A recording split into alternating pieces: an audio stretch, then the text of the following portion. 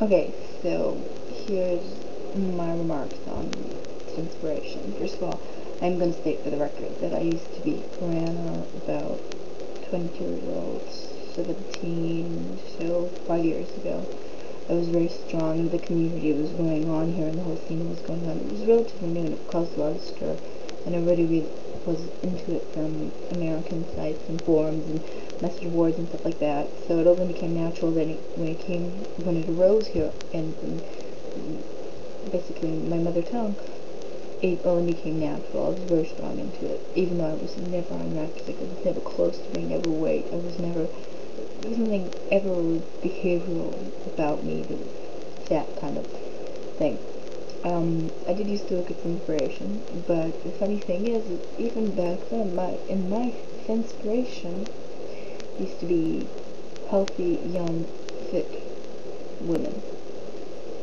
Not these bones. I never found it attractive.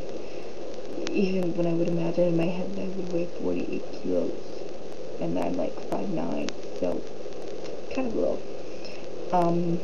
I had to remark on one thing. You said you restrict, but you don't really think about it. Well, restricting by definition is something you do subconsciously, is that you do thinking about it. So that's something that often happens. You're restricting because you're aiming at it, even if it comes from your subconscious. So don't say that you don't think about it, because you obviously do. I think models are victims of society and the illness that society has. Society is sick. I think they're more prone to it because their job is aimed at being all about the body and all about how you look. So I think they're more prone to it. Do they encourage it? Do I look at them and go, oh, because they're so skinny, I want to be skinny? I don't think so. I think it's all part of a bigger picture, and they're suffering just as much.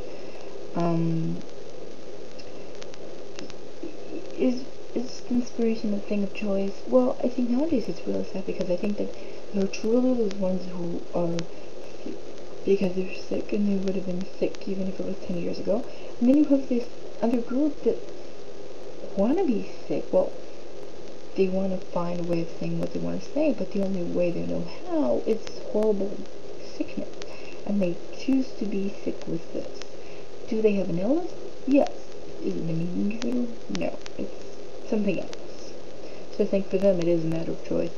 Also, I have this quick quote of myself that basically, this is a poor translation, but it basically says that you have no choice in the matter. The only choice you have when you're sick, when you have an eating disorder, is whether or not to get better, whether or not to try to get better or not.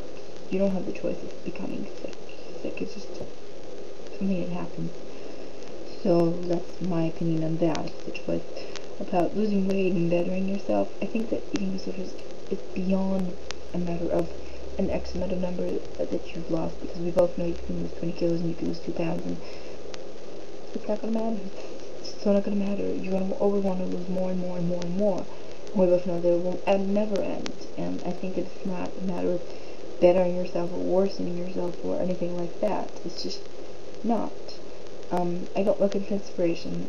It was very hard for me to stop being in that world, and I think the biggest thing that I did was, in order to stop looking at it, you really have to make an aware decision of, I'm going to delete them all for my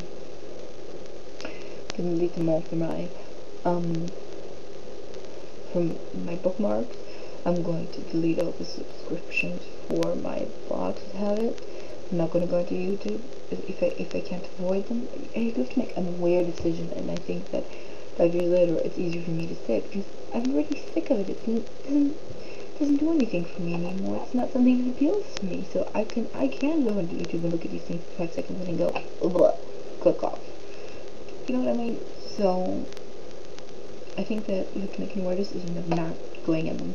They don't turn my stomach. They make me feel very sorry for the people who watch them though and find this to be an inspiration. I think also, once you've gotten over it, it's your job, my job, to create positive inspirations of getting better and getting well and sending out our message and being truthful about it and honest about it and how hard the struggle is, but how it's so worth it. think that it's up to people who have come out of it to make positive inspirations, positive change, put enough out there that people who are out there online have the choice of same amount of inspiration on one side and positive inspiration on the other. So it's just a matter of balance, and I think it's very important in that matter.